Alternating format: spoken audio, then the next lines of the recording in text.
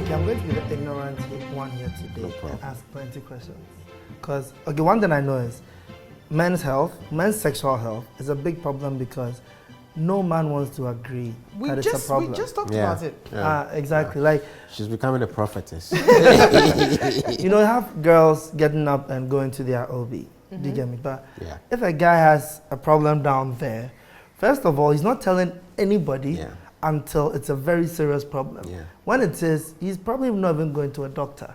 First, he's going to tell his best friend, Charlie, something that happened. And then he will recommend some... Some herbal, Thank you. By the time he actually gets up and goes to a doctor, it's probably too late for anything to be done, or it's so severe, too much has to be done. And most of us are ignorant about most of these things. So I'm going to ask plenty questions. No, what you're saying is really true. We just finished talking about it. Generally, what we call the health-seeking behavior is just so poor among men. Do you get embarrassed when you're talking about these things? Like, what is it? So why wouldn't you just share? No, but I mean, my upbringing was different. I think it's a cultural thing, you see. Because whilst working in the US, a young man will take time off work and come in. Doctor, I've got this issue with my penis. I want you to have it checked. You know, a lot more often, most of them Black Americans, but I think it's heartbreaking. You know, you are brought up to be a man, for sure, you know. that kind of toughen thing. up. You know, toughen up. This is not toughening up. But, really. and it's actually now weakening yourself. It's not going overboard, basically. The same way these Kwanansi stories we've heard so many times, they've all gone into our head, and today we've grown up and everybody's trying to outsmart the other person. Traffic, the road is here, you want to pass here because you want to be smarter than those who are in the, you know, that kind of thing. Some of these things we need to throw them off and face it and keep life real. Yeah, so your upbringing though, what is your upbringing like? I mean, would you talk about this? I'm from a very liberal home. Like, these kind of conversations are normal. My mom, when I started dating the first time, my mom bought condoms for me and said, you're too young to be having sex, but just in case you think about it, do it the safe way. Do you get what I mean? Kind of made it uninteresting because you know your mom is in the next room and she's imagining what you're doing. But I mean, I'm from a home that you can feel free to express yourself. So if I have a problem, I would share it. So with this ejaculation thing, Dr. Josie, I'm going back to that. Going back 21 times. 21 times. It's very important. So let's just assume that. Do you watch porn? No, because I'm too familiar with the negative aspects of it, and so no. What are the negative aspects of porn? Yeah, you didn't know, right? I didn't know. Tell me. Okay, so assuming a couple are in a relationship and they're trying to conceive, and the man is so much into porn, one, it gets addictive. And so we've seen cases where the man is so much doing the porn that he's wasting the semen away. So we don't get it to fertilize the woman's eggs. You know, and plus the whole idea of it's imaginary, it's not real. The soldiers are fighting the wrong war. You know, so it's psychologically, it doesn't help. It takes people out of the real world, and then they get addicted to it, and then it destroys their normal sexuality. Yeah, but isn't it a stress relief for you to watch porn, Richie? Yeah, that what you're going to say, I was going to say, brings a bigger problem now, because now they've gone from porn to sex toys to virtual reality. You.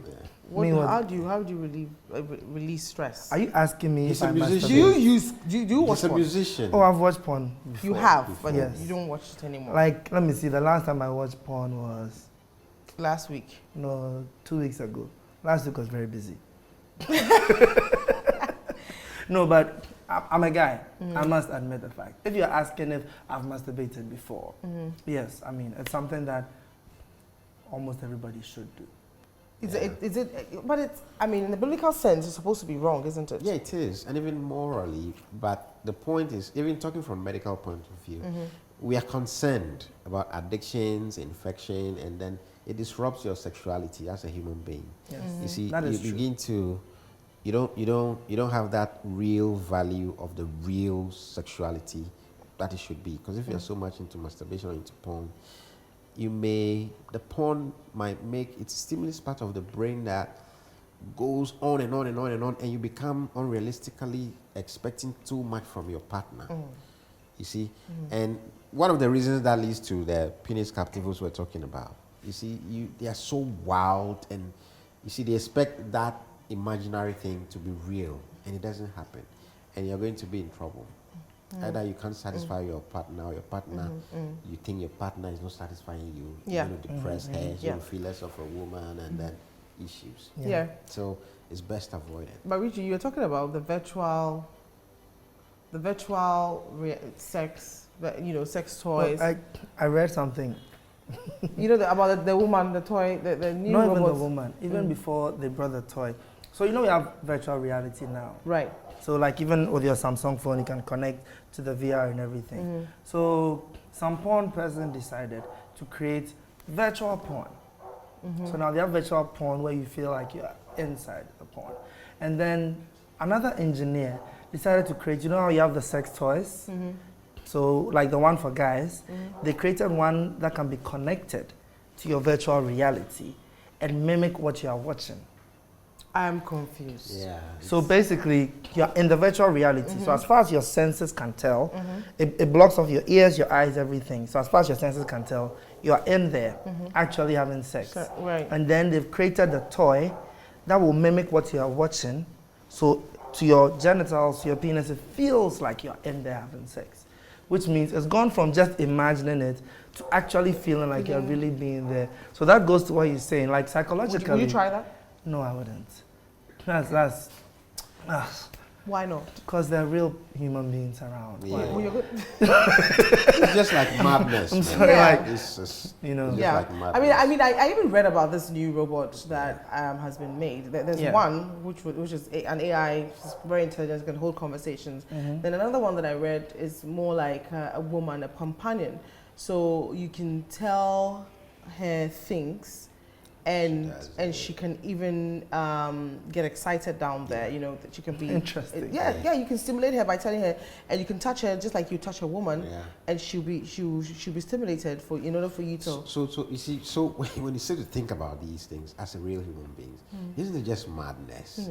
Because why on earth would somebody? Yes, because they've got an IT capability, and you develop things like this. There are over twice the number of women than men anyway. So why would But my friends are also complaining that you spend most of the time behind the computers. But once again, spend most of the time let's get at work. controversial. Let's get controversial. A few years ago, not a few, sorry, like maybe 2 decades ago, talking to somebody was a valued thing. Like to actually sit down and have a conversation like we're doing was valuable. That's the only way you could connect with somebody. Then came mobile phones, where at any point in time you can just talk to anybody on the phone. And like research will tell you that it cuts down the human connection when you're talking on the phone. Now we've gone off mobile phones. Now it's chatting. You are courting somebody and it's all on WhatsApp. Or Twitter or Instagram. So that brings a question. If we've taken us away so much of the emotional connection between human beings, and somebody else is using technology to take away a lot of the sexual part as well, why complain about one and not the other? Well, I mean, but if one leads to the next, though. That's what, like you said, one has led to it right now. The next thing is we'll stop marrying each other. Everybody will just wake up, design their partner. Look, I have a male friend who actually met his wife online. And his explanation was very simple. This was like 6 years ago. And it was very simple. He spends most of his time in the office. He's online, he's behind the computers. So at the end of the day, he can go onto a site, leave it open, leave the chat site open whilst he's still working.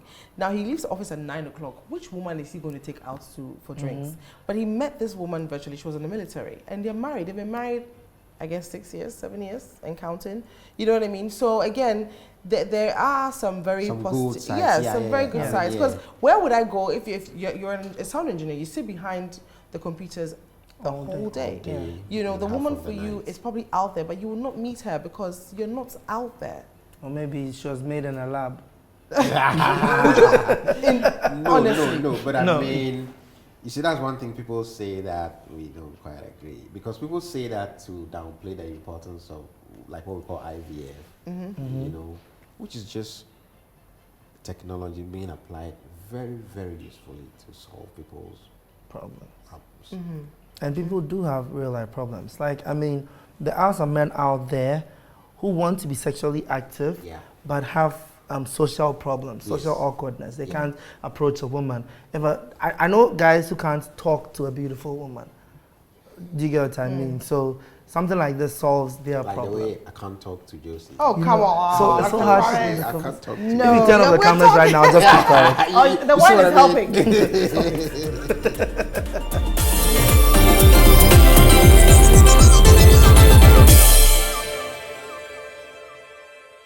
You know, alcohol, smoking. Yeah. What are some of the effects it has on people? Because look, and again, I have friends who smoke. Yeah. And they drink. Yeah. And they have a clean bill of health half the time when you go to the doctors. If Oh. they do go, Yeah. yeah, good. Yes. What do you think are some of the bad effects of alcohol and smoke? Okay, first let me ask, is it true that a glass of red wine a night is healthy? A night means you're taking 30 glasses in a month. A glass, yeah. So 30 glasses in a month. Because I read this somewhere. That but, can't be healthy. yeah. 2 of that in a week, it's not bad. So the research was wrong. It's So not what was the research. research? It actually said a glass of red wine each night No. is actually healthy. Oh. And I'm not sure about the each.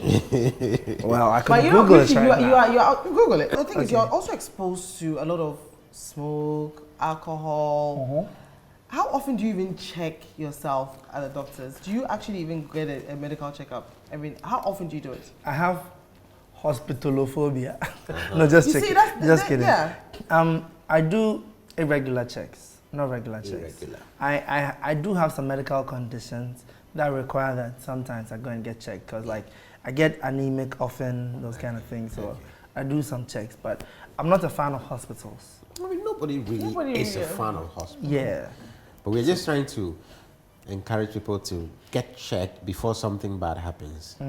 You see, for instance, I don't know if you've heard of what we call secondary smoking or second-hand Yeah. smoking. Yeah. So when you said you have friends who smoke and Yeah. drink, then I'm afraid for you. You see what I mean? Yeah. Because we are advising people that even when you go to the pub or to the train station, wherever people are smoking, excuse yourself. Because it's been shown that those of us who even don't hold a stick and we smoke, we inhale a inhale. lot more than those who are really holding it. You know, so smoking is as bad for the one holding it, and equally as bad as the one near them. And alcohol? I mean, alcohol. Everything. So, can I say that you can smoke in moderation and drink alcohol in moderation? Smoking does not have any good thing to offer. There is just 1 or 2 medical conditions that smoking, to a very small extent, might help to minimize. Can I read this? Apart from that, Sorry, I'm interrupting. So this is from healthline.com by Ada John. Can't pronounce her name. Sorry, but so health benefits of red wine have been debated for some time. Yeah. Many believe that a glass each day is a valuable part of a healthy diet, while others think that it's somewhat overrated. Studies have repeatedly shown that moderate red wine consumption seems to lower the risk of several diseases, including heart disease. However, there's a fine line between moderate and excessive intake. This article takes a detailed look at red wine and blah, blah, blah. So, I mean, it goes on Yes, and on. but you see, at the end of the day, there's a disclaimer there. Yes, Did you between realize- moderate and excessive. Exactly. So, and what it is just right says here? that many people say a glass a day. So like I'm saying, so moderate is good if you can really be honestly moderate. Yeah. 2, maximum 3 a week. So that's fine. Because it has more bad things to do to you. But the great thing is mostly for the heart. That's just because it was found that, you know, the French did not suffer a lot more of cardiovascular problems than the non-French when they compared the data. And this sort of what was very different was that they were doing a lot of, I mean, they did more red wine than the other people they compared it with. Okay. And that's where it really stems Yeah, from.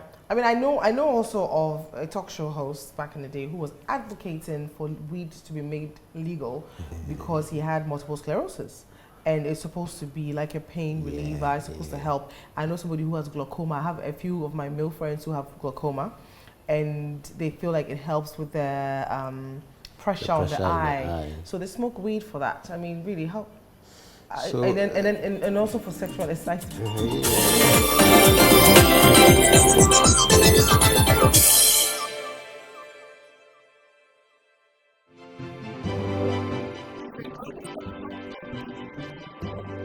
you.